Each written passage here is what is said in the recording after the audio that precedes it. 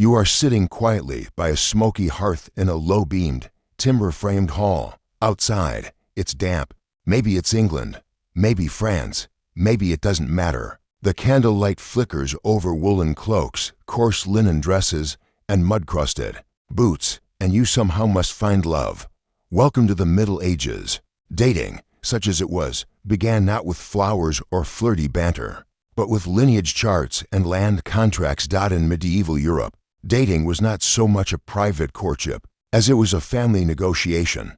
Marriages were rarely about affection. They were alliances, powerful, careful, and deeply contractual. For the vast majority of the population, peasants, yeomen, tradesfolk, love was a luxury you might hope for after the arrangement. Among the nobility, even that hope was seen as naive. If you were a young noblewoman, your romantic future depended less on your preferences and more on your dowry, your father's political position, and whether you could beget sons. If you were a young man of means, you'd be evaluated not by your poetry, but by your holdings, your livestock, and your bloodline. And if you were a serf, well, your personal desires were largely irrelevant. Still, people tried. Courtship rituals, a clumsy dance. A medieval courtship was an exhausting process of indirect signals, stiff traditions, and high stakes. The concept of courtly love, what we now think of as romantic longing, flowery language, and chivalric pursuit, was largely a literary construct. In real life, trying to woo someone outside your class or without a family's blessing could lead to anything from social ruin to imprisonment. Let's say you're a squire. You've caught sight of the miller's daughter. She looks up at you across the marketplace, eyes meeting for the briefest of moments. Do you speak to her? Not likely. Instead, you might begin with a gift, perhaps a ribbon or a carved token. The gift must be modest but meaningful. If her family accepts it, that's the start of the process, not the end. Chaperones were essential. A woman seen alone with a man who wasn't her relative could be assumed to have compromised her virtue. That could mean exclusion from marriage, legal penalties, or in some regions, accusations of witchcraft or heresy. This wasn't just gossip. In some towns, moral courts operated to enforce public decency. And yes, lingering too long near someone else's garden gate could be reported. The danger of reputation in some medieval communities, reputational damage, could follow you for life. In England, ecclesiastical courts investigated premarital sexual relations, even among commoners. Witnesses might be called to testify about a couple's behavior, and scribes would document even the smallest gestures of impropriety. The phrase handfasting comes to mind, an old tradition where couples might declare their intent to marry by joining hands in public. It was meaningful, but it also put them under the scrutiny of church and town authorities. If one party broke off the union after a handfasting, they could be sued for breach of promise. Lawsuits over broken betrothals weren't rare, especially in towns where merchants' daughters represented a financial future. Dowries weren't just gifts, they were investments. And love, that was a background detail at best.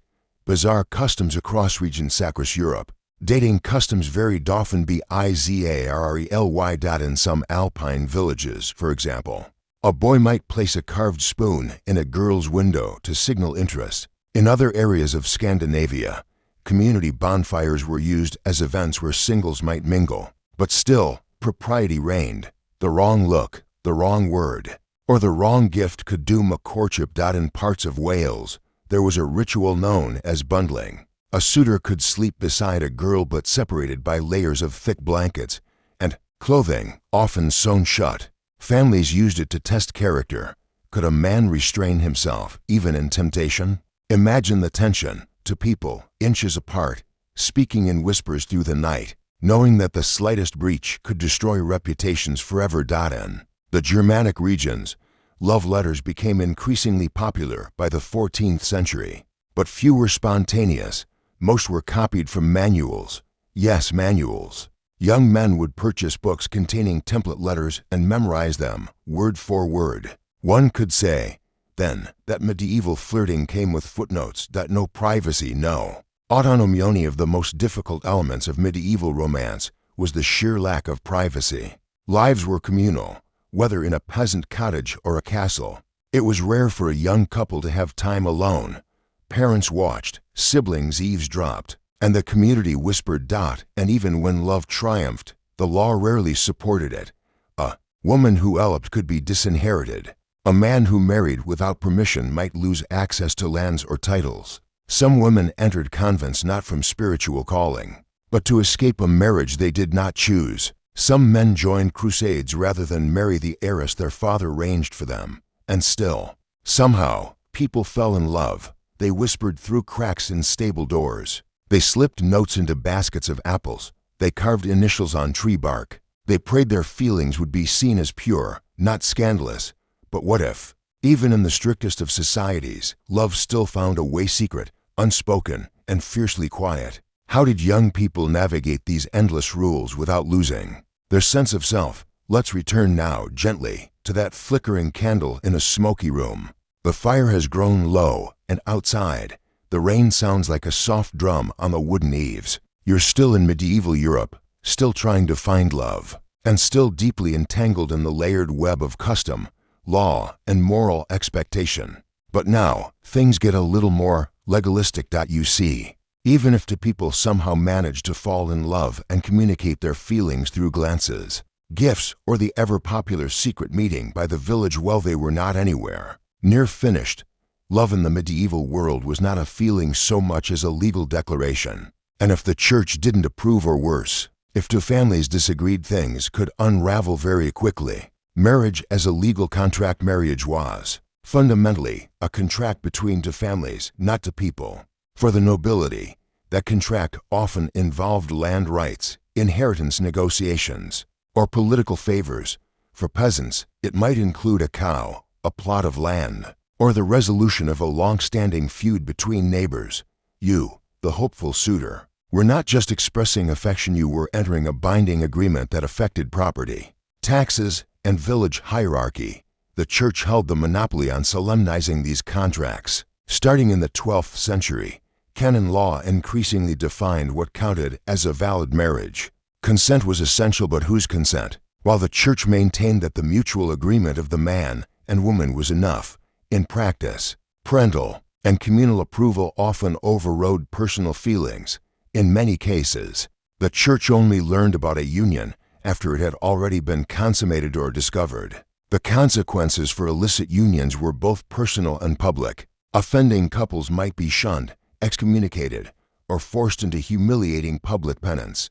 In some cases, they were allowed to stay married, but only after a stiff fine and a public apology. Common law marriage and its complications. Idea of common law marriage where two people lived together and presented themselves as married did exist in some areas, but it wasn't as free as it sounds. If you were a couple of low status, your union might be tolerated as long as no one objected. But if one party later denied the marriage, and there were no witnesses or tokens to prove it, things could get murky. Witnesses, in fact, were everything. A friend who heard your vows, a neighbor who saw your wedding cup, or even the midwife who attended your child's birth, all could be called to testify in court. Decades later, take the example of a 14th century English woman named Marjorie. After the death of her husband, she was accused of not being married at all because there had been no church ceremony. Marjorie had to gather every person who had ever witnessed their life together. The man who lent them a bed frame, the woman who had sewn their wedding garments, even the priest who had heard them confess as husband and wife. It was an exhausting trial, but it worked. The church ultimately upheld her marriage, proving that sometimes the quiet affirmations of daily life mattered more than official declarations. The role of the church courts, ecclesiastical courts, those run by the church, became the primary arenas where love stories were dissected with legal precision. These weren't grand trials. More often, they were held in dusty side chambers or small chapels. Scribes hunched over parchment while ordinary villagers nervously recounted who had said what to whom and when. Church courts handled everything from betrothal disputes to accusations of fornication, adultery, and clandestine unions, and their judgments were thorough. They might assign penance walking barefoot to a shrine, fasting for weeks, or they might enforce a shotgun wedding, quite literally performed under pressure. Oddly enough, church courts often showed more leniency to women than one might expect. If a woman could prove she'd been seduced with a promise of marriage, The man might be forced to either marry her or compensate her family. These cases were common enough that entire guidebooks existed to help judges navigate the convoluted, moral terrain of broken promises and wandering hands, dowries, bride prices, and marriage markets. Let's not forget the economic dimension. Dowries were a form of insurance not just for the woman, but for her entire family. A good dowry could elevate a woman's prospects, while a poor one might doom her to a convent, or worse, spinsterhood.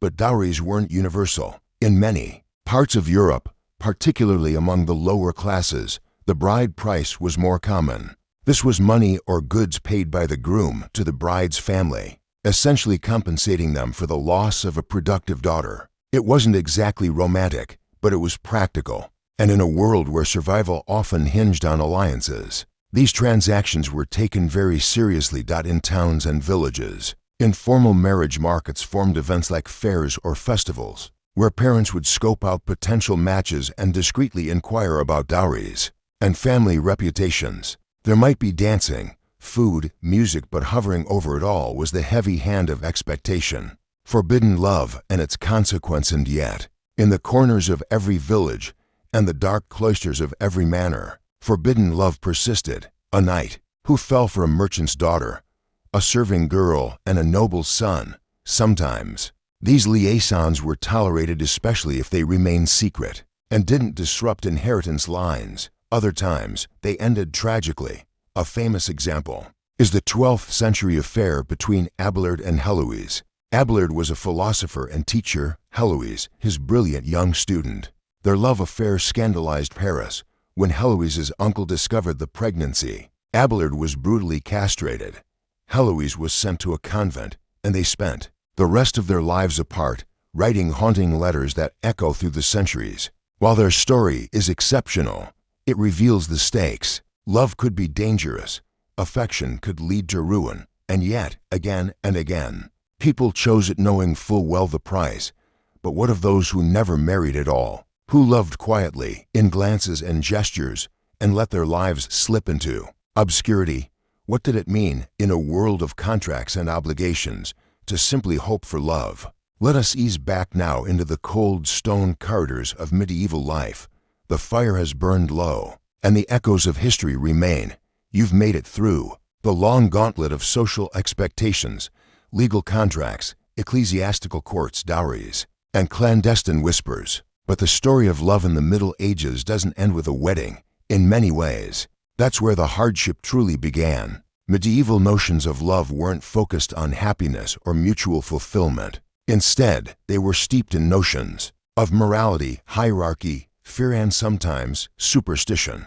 The myth and reality of chastity belts will begin, inevitably, with a curiosity that has captured modern imaginations: the chastity belt. For centuries, these devices were rumored to be the last word in medieval sexual control. Metal contraptions locked onto a woman's body, supposedly by jealous husbands leaving for crusades. The idea was that the woman would remain faithful, unable to stray physically even if tempted. But the truth is far more nuanced and far less dramatic. Historical evidence for the widespread use of chastity belts is flimsy at best. The few surviving examples are almost certainly Renaissance-era inventions, and many were likely created as jokes or moral warnings rather than functioning restraints. More often, chastity was enforced not by metal locks, but by cultural shame, religious fear, and the omnipresent watchfulness of others. Young women were rarely alone. Their movements were monitored, their speech restrained, and their virtue was a family asset as much as a personal trait. And for men, chastity was certainly preached, but rarely expected. Monks and priests might take vows, but aristocrats and commoners alike found ways to bend the rules, sometimes with tragic consequences.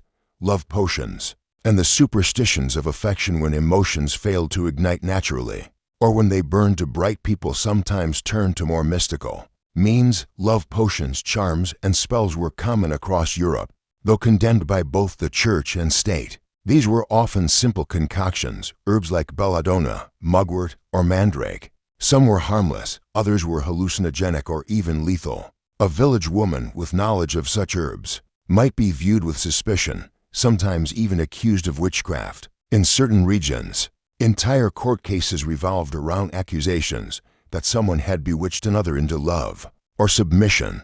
There are recorded instances from the 13th century where men claimed they had been led astray by magical drinks, and courts were forced to judge whether a marriage was made under free will or spell. In an age with little scientific understanding of desire or emotion, these explanations made sense. Love was not only a feeling, it was a force, one that could be manipulated, feared, or weaponized. Courtly love idealized and impossible. And then, of course, we must speak of courtly love, that celebrated yet deeply impractical idea that dominated the poetry, music, and literature of the High Middle Ages. This was the age of troubadours and knights, of sonnets written beneath castle windows, of aching hearts and noble devotion. Courtly love was, in theory, a pure and elevated form of affection usually directed at someone unattainable, a noble lady, perhaps already married, adored from afar by a loyal knight. Their relationship, if physical at all, remained secret. The emotional torment, the impossibility of fulfillment, that was the point. But courtly love was largely fiction. Few peasants had the luxury of pining. Most marriages were pragmatic, focused on children and survival. Even among the upper classes, the rules of inheritance and legitimacy made romantic affairs risky. Yet the literature persisted. Ballads, romances, and plays idealized love as something divine, transformative, even sacred. And so a strange dissonance formed. Real-life relationships remained steeped in legality and control, while fictional love danced freely in verse. Life after marriage, love, labor, and loss after the vows, after the legal contracts, after the ceremony. What was life like for a married couple? For most, it meant labor, farming, cooking, childbirth, managing households. Love, if it came at all, came slowly. Some couples grew fond of one another over time. Others remained cold but cooperative. Still others became estranged, each living separate lives under the same roof. Domestic abuse, abandonment, and infidelity existed then as they do now, but the avenues for escape were far fewer. Divorce was nearly impossible under church law. Annulments were occasionally granted, but they required elaborate proof, pre-existing marriage, impotence, or spiritual vows taken before the union. Few had the resources to pursue such outcomes. Widowhood, ironically, was sometimes a woman's first taste of independence. A widow could own land, run a business, and make her own decisions, freed from both paternal and marital control. Many widows chose not to remarry, and those who did often insisted on retaining control over their property. The evolution of love toward the modern era, the late Middle Ages, and into the early Renaissance, attitudes began to shift gradually and unevenly. Humanist writers started to question the institution of marriage as merely a financial arrangement. The Protestant Reformation, beginning in the 16th century, would later challenge the Catholic Church's monopoly on marriage, allowing for divorce in certain regions and promoting marital companionship as a spiritual ideal. Even so, the idea that people should marry for love was still considered radical well into the 18th century. For most of history, love was the exception, not the rule. So as you sit now, perhaps in your own time, wondering why love is so complicated, consider this. It always has been. The forms change, the rituals evolve, but the human heart, its longings and fears, remains a stubborn constant across the centuries. And in this quiet space between centuries, where dusty parchments meet fading memories, we are left to wonder, in a world of arranged unions, moral fears, and social contracts, when did love first begin to whisper, "Choose me anyway"? Let your thoughts drift now, past the marble columns and olive groves, through the warm haze of an ancient Mediterranean dusk. The gods of Olympus slumber lightly on their cloud thrones, and somewhere, not far from Mount Cyllene in Arcadia, a baby stirs in his cradle, one not like the others. He is barely a day old, this divine infant, but already he is plotting his escape. His name is Hermes, son of Zeus, king of the gods, and Maia, a shy nymph who had hoped to raise her divine child in secrecy and peace. But peace, as it turns out, was not part of Hermes' nature. From the moment of his birth, Hermes was not content to simply cry or crawl. According to the Homeric hymn to Hermes, our primary ancient source for his mischievous youth, he was born in the morning and committed a grand theft by sundown. You see, Hermes had an idea, a delightful, peculiar idea.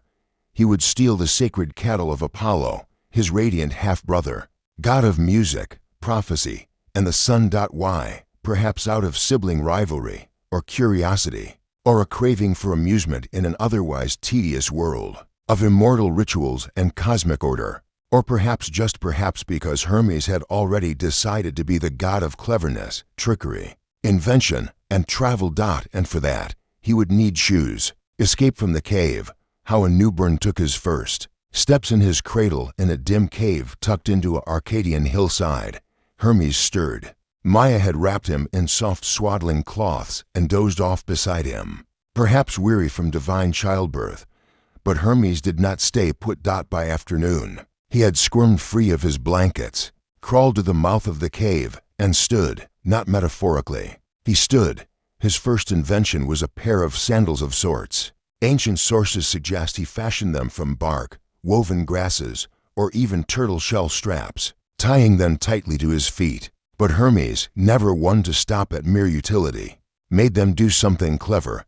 He reversed their tracks. Yes, the footprints left behind by his new shoes faced the wrong direction. Any pursuer would think he had gone the opposite way. It was his first invention, a joke on the gods, and a quiet revolution in movement, a stolen herd, and the first camphor, leaving no time to admire the Arcadian landscape. Hermes headed to Pieria, where Apollo kept a sacred herd of cattle. Some versions say there were 50 cows, others say 100.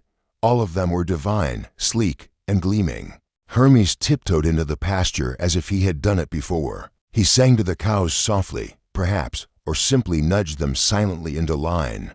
But he didn't take all of them, just enough to cause trouble. Then came the second great Hermes invention of the day, the first fire pit. To disguise his theft, Hermes not only reversed the cows' hoofprints, but also slaughtered 2 of them, roasted the meat over a fire. He invented the sacrificial flame, and divided the cuts meticulously into 12 equal portions, symbolically dedicating them to the 12 Olympians, including himself, even though he wasn't yet officially on the god roster. Then, curiously, he burned the meat without eating it. Some say this was the first instance of sacrificial ritual in Greek lore, the prototype for centuries of offerings to gods who desired aroma more than consumption. Satisfied and full of himself, Hermes buried the evidence. He rubbed ash into the earth, scattered the bones, and as night fell, wandered back to his cradle. He even swaddled himself again, curling up like nothing had happened. By morning, Maya found him cooing innocently, his eyes wide with divine mischief. The golden god notices something missing. Meanwhile, far to the north, Apollo awoke and noticed his cattle were gone. God of foresight though he was, Apollo was not known for patience. He stormed down from his golden palace, his bow slung across his back, his golden curls bouncing with indignation. But no amount of solar radiance could point him to the culprit. The footprints led away and then back. The trail ended in nonsense. It took a divine inquiry and a bit of celestial whispering before suspicion fell upon the newborn god. Apollo arrived at Maya's cave in a rage and found a baby, a soft, chubby, yawning infant blinking up at the sun god like a cherub in a mosaic. Hermes gurgled, blinked, and perhaps let out a perfectly timed hiccup. Apollo was not impressed. The first trial of the gods, Apollo versus baby Hermes. What followed was not a punishment, but a trial, one of the earliest in Greek myth.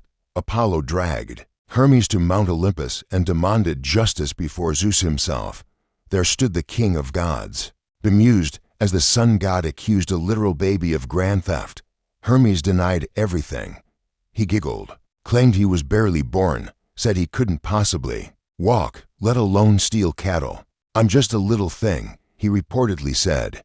I only care about milk and soft blankets. Zeus, however, was not fooled, nor was he angry. In fact, he laughed, because Zeus recognized something in Hermes, the mind of a future god of trade, diplomacy, language, travel, and invention. Instead of scolding, Zeus encouraged the 2 brothers to settle their feud. And what happened next? What Hermes gave to Apollo would be the beginning of a strange and brilliant friendship. The great halls of Olympus shimmered under soft, divine light. Clouds curled gently around golden columns. Time moved differently here, neither hurried nor still, but suspended in the wide, unblinking gaze of eternity. And somewhere in that eternal afternoon, two brothers stood before the throne of Zeus. Apollo, glowing with righteous irritation, demanded justice. Hermes, wrapped in swaddling cloths far too innocent for his level of mischief, blinked up at his father and shrugged. "I was just born yesterday," he said truthfully, if not helpfully. But even Zeus, thunder-wielding, king of order, and father too many could not resist the odd delight of this scene. Here stood a god of prophecy and son being outwitted by an infant with muddy feet and a grin. To resolve the matter, Hermes would need to do more than deny the theft. He would need to offer something irresistible in return. And so, with typical cleverness, Hermes reached into his bundle of tricks and produced his next invention, the lyre. A lyre made of shell and string. Share in the halls of Olympus, Hermes held up a turtle shell strung with gut and fastened with reeds. A strange, delicate thing. No one had seen anything quite like it before. This was the first lyre, a musical instrument born not of art, but of mischief. Legend says Hermes found the turtle earlier that same day, shortly after stealing the cattle and inventing the sacrificial fire. He had hollowed out its shell with some divine craftsmanship, no doubt, attached 7 strings across it, and played it with surprising skill. When Hermes began to pluck the strings before Apollo, the room stilled. The sound, though soft, cut through divine indifference like a breeze through laurel leaves. It was both new and ancient, playful and mournful. The music spoke of sunlight on olive trees, of warm stones beneath bare feet, of the joy of invention and the loneliness of secrets. Apollo's ears perked. His rage faded. This baby thief had created something beautiful. The trade, cattle for Harmonither on Olympus. The first recorded barter in Greek mythology took place. Apollo, captivated by the lyre, offered forgiveness and friendship in exchange for the instrument. Hermes, perhaps sensing the value of goodwill from the sun god, agreed, smiling with the slippery wisdom of someone who always gets the better end of a deal. Thus, Hermes gave Apollo the lyre. In return, Apollo forgave the theft and even granted Hermes certain privileges that would shape the younger god's divine portfolio forever. Apollo gave Hermes the caduceus, a winged staff entwined with snakes, symbol of negotiation, commerce, and healing. He also bestowed upon Hermes the role of messenger of the gods, a swift diplomat able to move between realms, including the underworld. And so, in one cleverly orchestrated afternoon, Hermes invented reversible shoes, early sneakers, if you will, the sacrificial fire, the musical lyre, and his own job description. Not bad for a toddler. The curious role of the messenger. With this divine trade sealed, Hermes became something more than a prankster. He became the god of travel, boundaries, communication, and luck. His winged sandals, which would evolve from the crude bark and grass versions he used to steal the cattle, became a hallmark of his iconography. To the Greeks, he wasn't just a trickster, he was the god who could cross all borders, including those between gods and mortals, the living and the dead. He became a natural fit as the psychopomp, or soul guide, escorting souls gently to the underworld, whispering in dreams, slipping through shadows with grace. Even Apollo, who began the myth angry and aggrieved, would later say that Hermes had given him more than a lyre. He had introduced something divine, music as truth beyond words. And so, a story that began with theft and lies transformed into one of creative exchange and mutual respect. But not everyone was so easily charmed. Hermes' ascent would not go unnoticed by other Olympians, nor would his sudden influence, strange tools, and unrestricted movements escape the eyes of the more cautious immortals. There were whispers already. Could this young god be trusted? Unfinished promises and unseen paths. And so the tale of Hermes, the baby thief, the musical genius, the diplomat of Olympus, was only beginning. What other tricks did he have hidden beneath his swaddling clothes?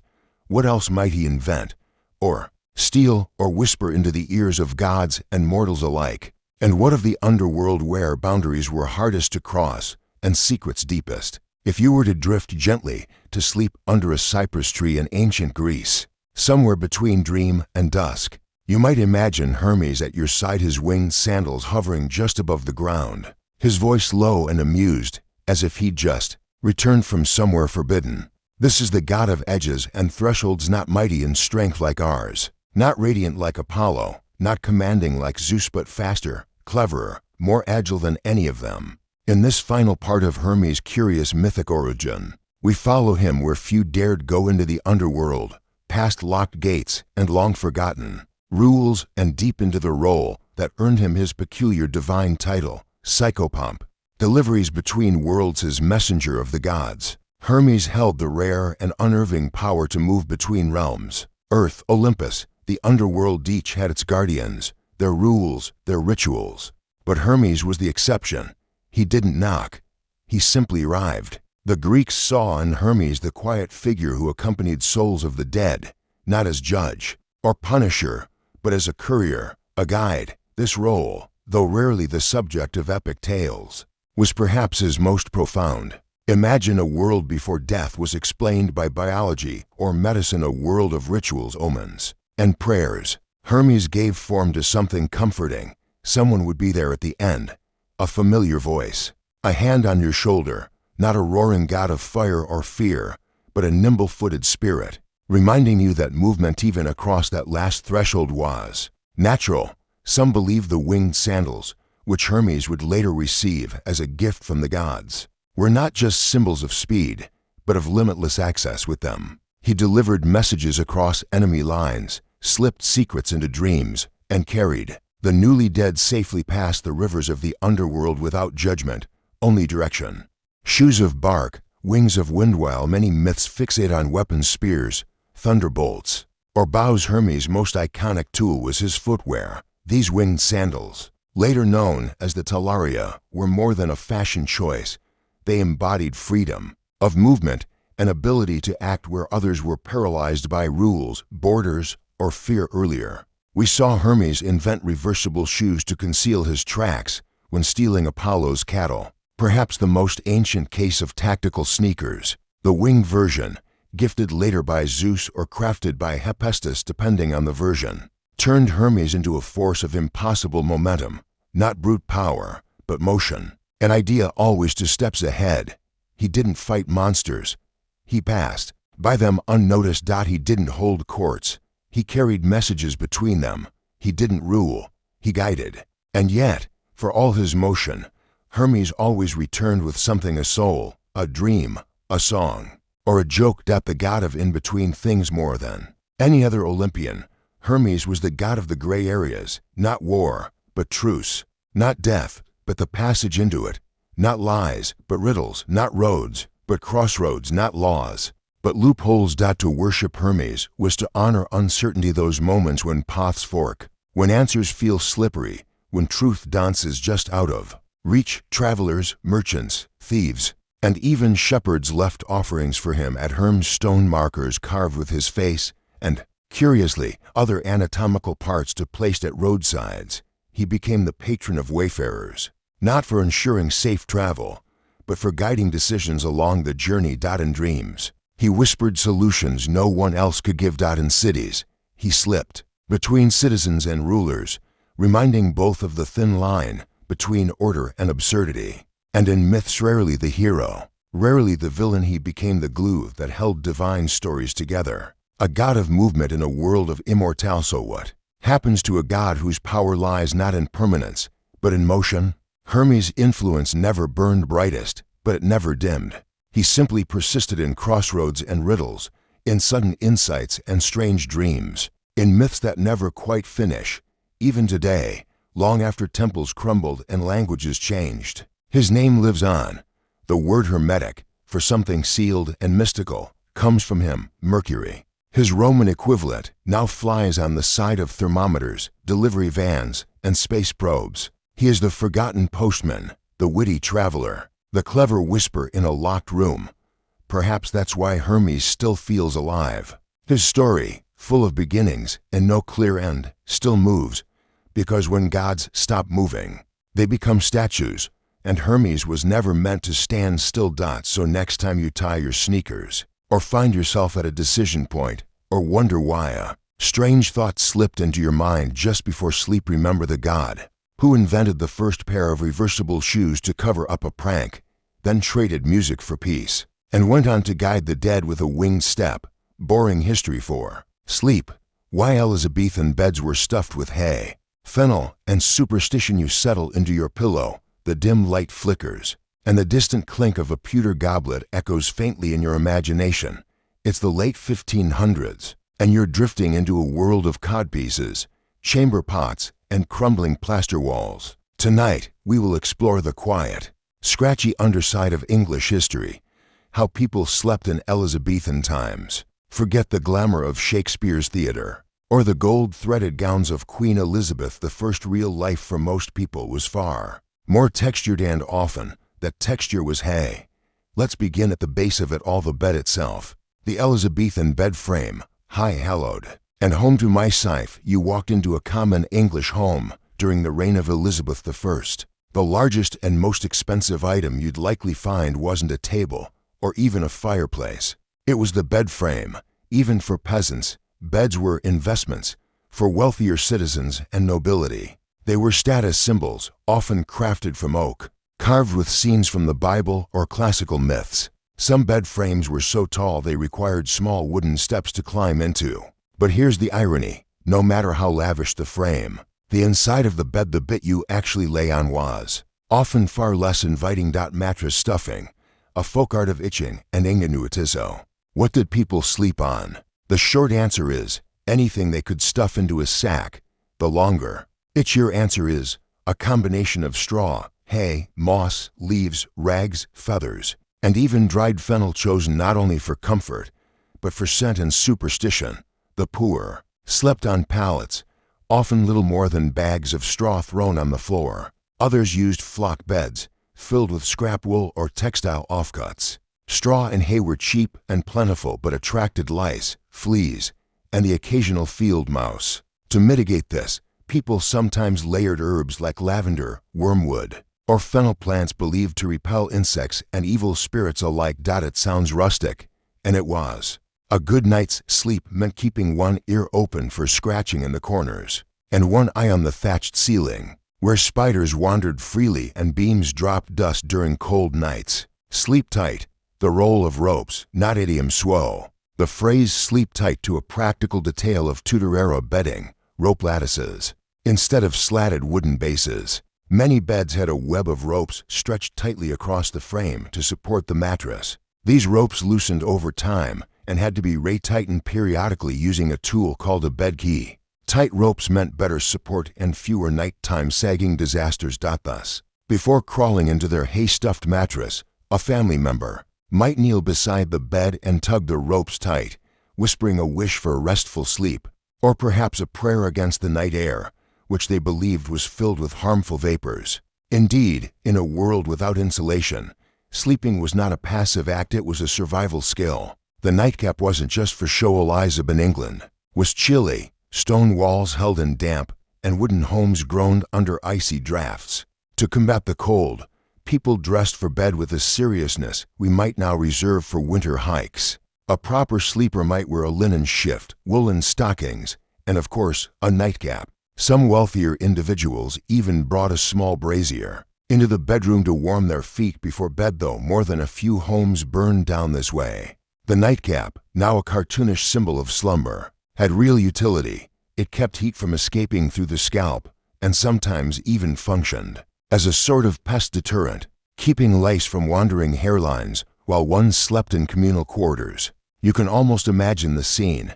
The fire smolders low, the bed creaks beneath you, and someone is whispering psalms while tugging at bed ropes. This was not a time of plush pillows and memory foam. It was a time when sleep was work, and dreams were often the only comfort available. Bedfellows and boundaries, of course. Even getting into bed was a social act, due to space limitations and a different sense of privacy. It was common for people to sleep several to a bed. Siblings, apprentices, even travelers might share a mattress for warmth or convenience. One 1590s diary recounts a nobleman hosting a guest and casually offering his own bed while remaining in it. The guest, somewhat scandalized, accepted anyway. It wasn't unusual. There were even cases of entire families, parents, children, and servants sharing one large bed. With everyone bundled together beneath itchy woolen blankets and coverlets, movement was limited, and conversations whispered in the dark were part of bedtime routine. But with such proximity came boundaries, often set through subtle rituals. Who lay on which side? Who faced the fire? Who had to sleep nearest the wall? Status dictated your place in the bed as much as comfort did. So now you know, behind every portrait of a ruffled noble or a scheming courtier lies a hidden chapter, one of coarse straw, dried herbs, squeaky ropes, and the ancient choreography of getting through the night without frostbite or fleas. But what other secrets did the night hold? As the candle gutters out and your imagination tiptoes further into the Tudor shadows, we now enter the bedchamber itself, a space both intimate and curiously public. In Elizabethan times, going to bed wasn't just about sleep. It was a process, stitched with superstition, custom, class, and a good deal of awkwardness. You see, a bedroom was rarely a place of solitude. It was a theater of etiquette, religious reflection, and, occasionally, very odd medical interventions. The room where sleep happens. Sometimes in the modern world, bedrooms are private retreats.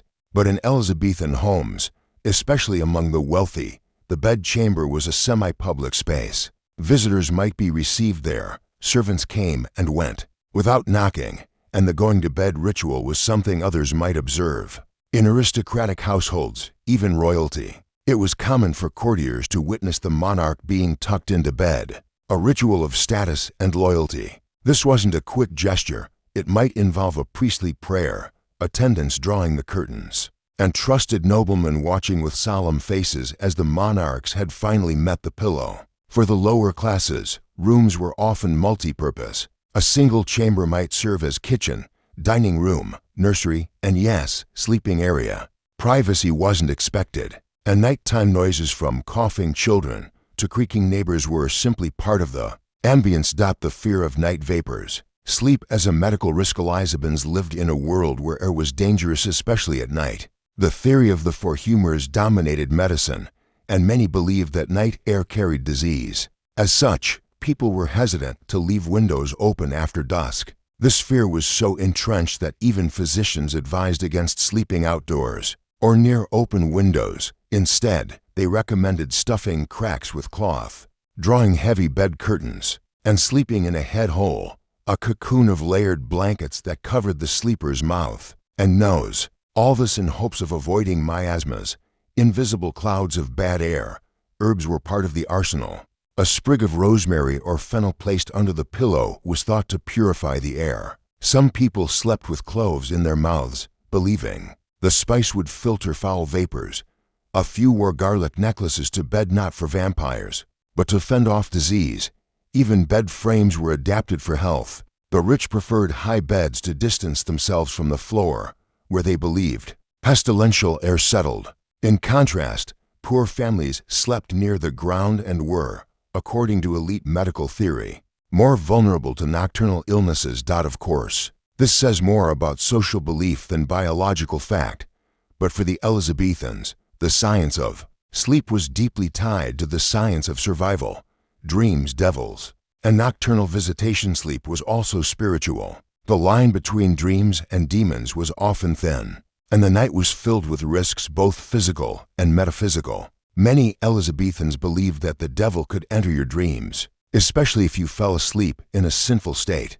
To guard against this, it was common to recite specific bedtime prayers. The classic "Now I lay me down to sleep" prayer has its origins in this mindset, though phrased differently in Tudor times. In rural areas, people feared nightmares as literal attacks, sometimes caused by witches or spirits called mara, from which we get the word nightmare. These spirits were said to sit on your chest, making breathing difficult. A phenomenon we now recognize as sleep paralysis was once seen as a demonic visitation. To protect themselves, people sometimes placed iron keys beneath pillows or hung horse hose over the bed. Some even whispered charms before closing their eyes. The bed curtains were drawn not just for warmth, but to create a sacred space, sealed off from the outside world. The bed itself became a fortress against rodents, drafts, and spiritual dangers alike. When beds were witnesses, birth, death, and everything in between, Elizabethan beds were more than sleeping platforms. They were sites of birth, illness, sex, and death. Most people were born in their parents' bed and died in their own or someone else's. Hospitals were rare and reserved mostly for the indigent. The sick were nursed in their homes, usually propped up in bed with mustard poultices, vinegar compresses, or leeches, depending on the ailment. Midwives visited beds as much as priests did. Birth was a community event, with neighbors and family gathered in the room, encouraging the mother between contractions. Likewise, the deathbed was rarely a private affair. Family, clergy, and neighbors might gather to hear a final confession or witness a will. The bed frame, by virtue of its function and permanence, absorbed more history than any other piece of furniture. It was a silent companion to the human journey. Children in the bed, pets on the floor, sometimes children, depending on age and status, often shared beds with parents or siblings. The youngest might sleep in cradles nearby. In wealthier homes, nursemaids or wet nurses might share the bed with infants. Interestingly, some pet dogs were allowed in bed for warmth, particularly small lap dogs. Cats, though useful for pest control, were often regarded with suspicion and typically stayed by the hearth or barn. But everyone, regardless of social standing, was united by the perils of lice, fleas, and bedbugs. Linen sheets were washed sparingly, and mattresses were only rarely aired out or restuffed. A weekly scratch behind the ears wasn't just for pets. To deal with the infestation, people used vinegar washes, combs, and occasionally burning herbs near the mattress to smoke out pests. Yet most simply endured it. Biting bugs were part of life as much as church bells or sore feet. As the night deepened, the home quieted save for the wind-rattling shutters and the occasional midnight cough. Someone might mutter a prayer. A baby might cry. But within the heavy bed curtains, each sleeper curled into their corner of hay and herbs, surrendering to uneasy rest. Still, not everyone stayed in bed until morning. Because in Tudor England, the night wasn't one long sleep but two. As the hearth coals dim and the walls of the Elizabethan bedchamber settle into silence, we must now consider something rather odd, at least by modern standards. In Tudor England, sleep did not arrive in one long stretch. It came in two. This wasn't unique to England. Across pre-industrial Europe, there is evidence of what historians now call segmented sleep. But in Elizabethan households, this pattern took on its own rhythm, filled with custom, whispered conversations, and the low hum of midnight life. The first sleep and the waking hearth. Typical Tudor bedtime might begin not long after sundown. Particularly in winter, families, lacking artificial light beyond rushlights or tallow candles, often turned in early, somewhere between 8 and 9 p.m.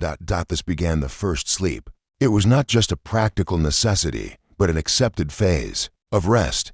People would sleep for roughly 4 hours until midnight or slightly after. Then, like clockwork, they would awaken. This interlude between sleeps wasn't considered insomnia. It was normal, expected, and even valued. So, what did people do in the hours between first and second sleep? Midnight tasks, quiet, mundane, and curiously social. Many Elizabethans used this time for reflection. Prayer was common. A second round of evening devotions, now spoken more slowly, more privately. Some even believed the hours after midnight were spiritually potent, perfect for confessions or seeking divine insight. Others used this time for light labor. A farmer might check on livestock. A housewife might tend the fire, fix a tear in clothing, or stir a pot of porridge left on the hearth. These tasks were done quietly, often by firelight, and rarely interrupted sleep for others. In the country, some people visited neighbors, particularly during harvest or lambing season. There are even historical accounts of Tudor couples engaging in conversation or intimacy during this period, a time considered more peaceful and private than the noisy daylight hours. There was no shame in rising between sleeps. It was, in fact, often anticipated. Second sleep and strange visitors. After an hour or two of wakefulness, people would return to bed. This next stretch of rest, the second sleep, carried them through to dawn. Many described the second sleep as deeper, more dream-filled, diaries and letters from the period reference visions, meaningful dreams, or a special kind of rest in these final hours of night. Some medical texts even recommended this as the more healing phase of slumber. But the hours before dawn also carried a certain unease. This was the time when legends of wandering spirits, witches in flight, and omens and animal cries were most potent. An owl's call outside the window might be interpreted as an omen of death. A howling dog could signal spiritual unrest. And in villages where belief in the supernatural ran deep, the border between sleep and dream could blur dangerously for many. Waking during second sleep felt darker than before. Night's shadows lingered heavily, and people often pulled blankets tighter, murmuring protective charms. The bed as a seasonal shelter. Lisbon beds were deeply affected by the changing seasons. Winter required drastic adaptations. Even in stone manors or timbered halls, drafts were constant, and temperatures could drop dangerously low. To combat this, people used bed stockings, night bonnets, and multiple bedfellows. It wasn't uncommon for unrelated servants or siblings to share a bed for warmth. Personal space, by modern standards, was nearly non-existent. Mattresses might be re-stuffed with straw or hay in autumn, sometimes with warming herbs like fennel, rosemary, or even thyme, thought to ward off chill and foul air. In summer, linens were aired more frequently, and curtains might be tied back slightly to allow in cooler breezes, though not too much, lest one breathe the dreaded night vapors. Snoring, squeaking, and the sounds of Tudor night was far from silent. A bed in Tudor England might creak with every movement. The ropes that supported the mattress needed tightening. Hence the phrase sleep tight. These ropes stretched under the weight of hay-stuffed bedding and restless sleepers. Snoring, coughing, shifting bodies, whimpering infants all contributed to the nighttime soundscape. And beyond the walls, wind against thatch, animals lowing in the yard, and distant bells marking canonical hours. Time was not told by clocks, but by church bells or rooster calls. The rhythm of rest was tied to the rhythm of the land and the parish. Beds, marriage, and the making of a household. The bed also carried legal and social weight. When a Tudor couple married, the wedding bed became a symbol of union, often celebrated or even witnessed by others. In some communities, the newlyweds were literally put to bed by friends and family. This wasn't necessarily intrusive. Rather, it reflected a communal approach to marriage. The bed marked the start of lineage, legacy, and property rights. Children born in it would inherit, and dying in it sealed one's social status. Bed linens were among a woman's most valuable dowry items. They were carefully inventoried, handed down across generations, and sometimes even embroidered with initials or dates. A bed wasn't just a piece of furniture. It was a life ledger recording birth, death, union, sickness, and survival. The end of segmented sleep. Eventually, segmented sleep began to fade. As artificial lighting improved and industrial schedules took over, the long night was compressed into a single sleep cycle. By the 19th century, first and second sleep had all but vanished from memory, surviving only in rural pockets or old folk tales. Today, when we wake at 2 a.m. and wonder why we can't fall back asleep, we might be unconsciously echoing our ancestors, whose nights were naturally broken, punctuated by whispered prayers, the smell of hay and fennel, and the distant crackle of a dying fire. And while their beds may seem rustic, uncomfortable, or even superstitious by today's standards, they were quite simply the heart of daily life, a quiet sanctuary in a restless, candlelit world.